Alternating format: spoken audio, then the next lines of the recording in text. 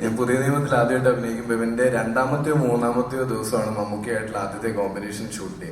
അതിനു മുമ്പ് ഞാൻ നാടകങ്ങൾ മാത്രമേ ചെയ്തിരുന്നത്, കുറച്ച് പരസ്യങ്ങൾ, അങ്ങനെ ക്യാമറയുടെ മുമ്പിൽ കുറച്ച് ചെറിയ പരിപാടികൾ. അപ്പൊ അതിനു മുമ്പ് ഒരു 2 ദിവസം ഷൂട്ട് ചെയ്തപ്പം എന്തോ അങ്ങോട്ട് ശരിയാവാത്ത പോലെ തോന്നി. അഭിനയിക്കുന്നതിനകത്ത് എന്തോ സെറ്റ് ആവുന്നില്ല.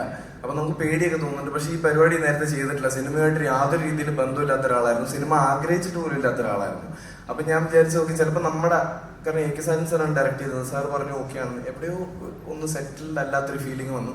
അപ്പൊ ഞാൻ എന്നോട് തന്നെ പറഞ്ഞു, ഇതിൽ വേറെയും ഒരുപാട് പ്രോസസ്സുകളുണ്ടല്ലോ, നാടകം പോലെ ഇത് പെർഫോം ചെയ്യുന്നിടത്തല്ലല്ലോ ഇത് ഓഡിയൻസിലേക്ക് എത്തുന്നത്, ഇതിൽ ഇനി എഡിറ്റിംഗ് ഉണ്ട്, പോസ്റ്റ് പ്രൊഡക്ഷൻ ഉണ്ട്, അതിലൊക്കെ ആയിട്ട് ഇത് ശരിയായിക്കോളും എന്ന് വിചാരിച്ചു.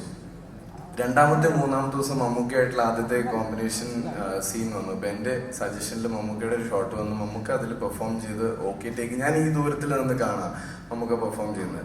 അപ്പൊ അത് കണ്ടപ്പോൾ എനിക്ക് തോന്നി ഓക്കെ, ഞാൻ എന്നോട് പറഞ്ഞതൊക്കെ തെറ്റാ, ഈ ചെയ്യുന്ന സാധനം ചെയ്യുന്ന സമയത്ത് തന്നെ ഭയങ്കര കറക്റ്റ് ആയിട്ട് ഫീൽ ചെയ്യണം. കാരണം മമ്മൂക്ക അന്ന് പെർഫോം ചെയ്തപ്പോൾ അതിനകത്ത് ആ കഥയിൽ അതുവരെ സംഭവിച്ച കാര്യങ്ങളും ആ കഥാപാത്രവും അതിന്റെ ഓരോ മൊമെന്റിൽ അലൈവായിട്ടുണ്ടായിരുന്നു. ഇത് 2015 അവസാനമാണ് സംഭവിക്കുന്നത്, പുതിയ നിയമത്തിന്റെ ഷൂട്ട്. അത് കഴിഞ്ഞ് മുമ്പോട്ടുള്ള ഇത്രയും വർഷവും അന്ന് ആ സംഭവിച്ച കാര്യം has given me a goal to work towards that. ഇനി സിനിമ ചെയ്യുമ്പോൾ that is what you aim for. 10 കൊല്ലം കഴിഞ്ഞ് ഞാൻ ചത്താപ്പച്ച എന്നുള്ള സിനിമയിൽ അഭിനയിക്കുമ്പോൾ നമ്മളെല്ലാവരും പ്രതീക്ഷിച്ചതും ആഗ്രഹിച്ചതും what we signed up for was megastar മമ്മൂട്ടിയുടെ ക്യാമിയോ.